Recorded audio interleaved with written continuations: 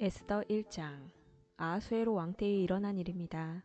아하수에로는 인도에서 에티오피아까지 127지역을 다스린 왕으로 당시에 그는 수도인 수산에서 나라를 다스리고 있었습니다. 왕이 된 지 3년째 되는 해에 귀족들과 신하들을 위해 잔치를 베풀어 페르시아와 메데 지방의 군대 지휘관들과 각 지방의 귀족들과 총독들을 모두 초대했습니다. 잔치는 180일이나 계속되었고 그동안 아하수에로 왕은 자기 왕국의 부와 위엄과 영광을 마음껏 뽐냈습니다. 그 잔치가 끝나자 왕은 신분의 높고 낮음을 따지지 않고 수산에 있는 모든 백성들을 초대하여 왕궁 정원뜰에서 7일 동안 잔치를 베풀었습니다. 뜰에는 하얀색과 자주색 휘장이 대리석 기둥의 은고리에 자줏빛 끈으로 묶여서 걸려 있었고 하얀 대리석과 조개와 보석이 깔린 바닥 위에는 금의자와 은의자가 놓여 있었습니다. 왕은 갖가지 모양의 금잔에 포도주를 담아 아낌없이 대접하였고 손님들에게 마시고 싶은 만큼 마음껏 마시라고 말했으며 왕궁 관리들에게는 손님이 원하는 대로 포도주를 가져다 주라고 명령했습니다. 와스디 왕후도 아하수에로 왕의 왕궁에 있는 여자들을 초대하여 잔치를 베풀었습니다. 7일째 되는 날이었습니다. 포도주를 마시고 기분이 좋아진 아하수에로 왕은 7명의 내시 곧 무후만과 비스다와 하르보나와 빅다와 아박다와 세달과 가르가스에게 와스디 왕후에게 왕후의 관을 씌워 자기 앞에 나오게 하라고 명령했습니다.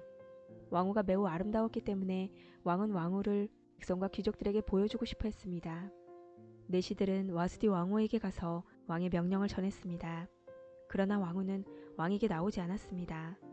왕은 몹시 화가 났습니다. 마음속에서 불같은 분노가 일어났습니다. 당시에는 법과 제도를 잘 아는 사람들에게 의견을 묻는 관습이 있었으므로 아하수에로 왕은 박사들을 불러 의논을 했습니다. 왕이 늘 불러서 의논하는 지혜로운 사람은 가르스나와 세달과 아드마다와 다시스와 메레스와 마르스나와 무무간이었습니다.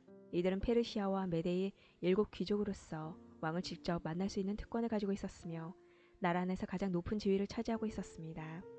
왕이 그들에게 물었습니다. 내시들이 전한 내 명령을 와스디 왕후가 따르지 않았으니 이를 법대로 하려면 어떻게 해야 하오? 무무간이 왕과 귀족들에게 말했습니다. 와스디 왕후는 왕에게만 잘못한 것이 아니라 이 나라의 모든 귀족과 백성에게도 잘못한 것입니다. 왜냐하면 페르시아와 메대의 여자들이 왕후가 한 일을 듣게 되면 아하수에로 왕이 명령을 내려 와스디 왕후를 데려오게 했는데 왕후가 가지 않았다고 말하면서 자기 남편을 업신여길 것이기 때문입니다. 결국 페르시아와 메대의 귀부인들이 왕후가 했던 것과 똑같이 자기 남편을 대할 것이고 그렇게 되면 업신여김과 분노가 끝없이 이어지게 될 것입니다. 그러므로 왕만 좋으시다면 어명을 내려서 다시는 와스디를 왕 앞에 나오지 못하게 하시고 그것을 페르시아와 메대의 법으로 정하여 누구도 고치지 못하게 하십시오. 그리고 왕후의 자리는 와스디보다 더 나은 사람에게 주시는 것이 좋을 것 같습니다. 그런 다음에 이 어명을 온 나라에 두루 알리신다면 높은 사람이든 낮은 사람이든 여자들이 다 자기 남편을 존경할 것입니다. 왕과 귀족들은 그의 충고를 옳게 여겼습니다. 아하수에로 왕은 무무간이 말한 대로 각 지방의 백성들에게 그 지방에서 쓰는 말로 편지를 보내어 각 가정을 남편이 다스리게 하고 남편이 쓰는 언어를 그 가정의 언어로 삼게 했습니다. 2장. 그런 일이 있은 지 얼마 뒤에 아하수에로 왕의 분노가 가라앉으면서 와스디와 와스디가 한 일과 자기가 와스디에 관해 내린 어명이 생각났습니다. 그때 왕의 신하가 말했습니다. 이제 우리가 왕을 위해 아리따운 처녀를 찾게 하여 주십시오. 전국 각 지방에서 감독을 뽑아 아리따운 처녀를 수산 왕궁으로 데려오게 하십시오. 그들을 후궁에 보내어 궁녀들을 돌보는 내시 헤게에게 맡기고 몸을 가꿀 수 있도록 화장품을 보내주십시오. 그런 뒤에 왕의 마음에 드는 여자를 와스디 대신 왕으로 삼으십시오. 왕은 이 말을 기쁘게 여겨서 그의 말대로 했습니다. 그 무렵 수산성에는 모르드게라는 유다 사람이 있었는데 그는 베냐민 지파의 사람으로서 야일의 아들이고 시므이의 손자였으며 기스의 증손자였습니다. 모르드게는 바빌론 왕 느부갓네살이 예루살렘에서 유다의 여호냐 왕을 사로잡아 끌고 갔을 때 함께 잡혀온 사람이었습니다. 모르드게에게는 하다사라는 사촌이 한 명 있었는데 부모가 계시지 않아 모르드게가 자기 딸로 삼았습니다. 하다사는 에스더라고도 불렸으며 몸매와 얼굴이 매우 아름다웠습니다. 왕의 명령이 내려지자 많은 여자들이 수산 왕궁으로 뽑혀와 헤게에게 맡겨졌습니다. 에스더도 뽑혀 왕궁에 들어와 궁녀들을 돌보던 헤게의 보호를 받게 되었습니다. 에스더를 마음에 둔 헤게는 에스더에게 화장품과 귀한 음식을 주고 궁녀 7명을 골라 그녀를 시종두게 했습니다. 헤게는 또 에스더와 그녀의 7 궁녀들을 후궁에서 가장 좋은 곳으로 옮기겠습니다. 에스더는 누구에게도 자기의 지방과 민족에 대해 얘기하지 않았습니다. 왜냐하면 모르드게가 이에 대해 아무에게도 말하지 말라고 했기 때문이었습니다. 모르드게는 에스더가 잘 있는지 그리고 에스더에게 무슨 일이 일어났는지 알아보려고 날마다 후궁 근처를 서성거렸습니다. 처녀들은 아하수에로 왕 앞에 차례대로 나아가기 전에 12달 동안 몸을 가꿔야 했습니다. 6달 동안은 기름과 몰약으로 그리고 나머지 6달 동안은 향수와 화장품으로 몸을 치장하였습니다. 처녀가 왕에게 나아갈 때는 원하는 것을 다 주었으며 그것을 후궁에서 왕궁으로 가져갈 수 있게 하였습니다. 처녀는 저녁이 되면 왕궁으로 들어갔다가 다음날 아침이 되면 다른 후궁으로 돌아와서 궁녀들을 돌보는 사하스가스라는 내시의 보호를 받게 되어 있었습니다. 그리고 왕의 마음에 들지 않아 다시 이름이 불리지 않는 처녀는 결코 왕에게 나아가지 못했습니다.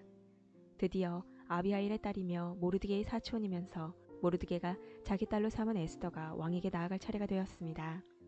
에스더는 궁녀를 돌보는 내시인 헤게가 말한 꼭 필요한 장식 말고는 아무것도 요구하지 않았으나 누가 보아도 아리답기 그지없었습니다.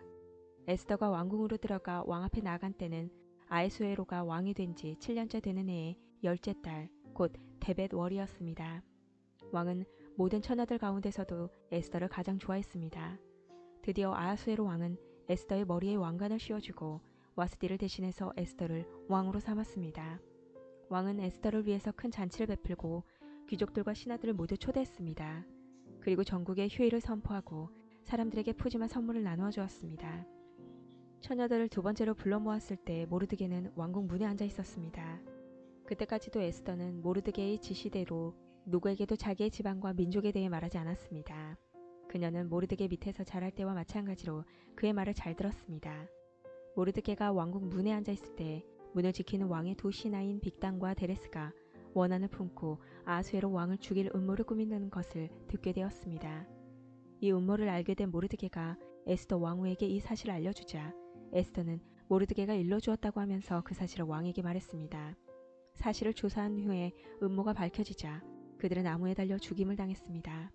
그리고 이 모든 사실은 왕이 보는 앞에서 왕궁 일지에 적혔습니다. 3장. 이 일이 있은 뒤에 아하수에로 왕은 아각 사람 하므다다의 아들 하만을 높여 귀족들 가운데서도 가장 높은 자리에 앉혔습니다. 왕의 명령에 따라 왕궁의 모든 신하들은 하만 앞에서 무릎을 꿇고 절을 했습니다. 그러나 모르드게는 절을 하지도 않았으며 무릎을 꿇지도 않았습니다.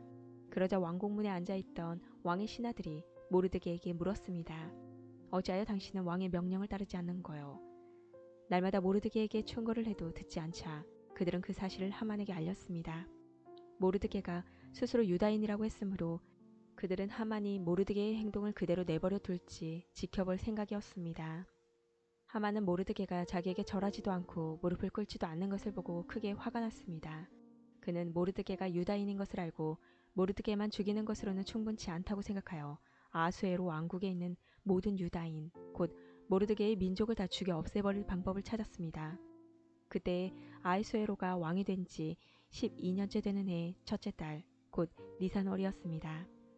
사람들은 유다인들을 죽일 날과 달을 정하기 위해 하만 앞에서 부르라고 불리는 제비를 뽑았습니다. 그리고 그날을 12째 달인 아달월로 정했습니다.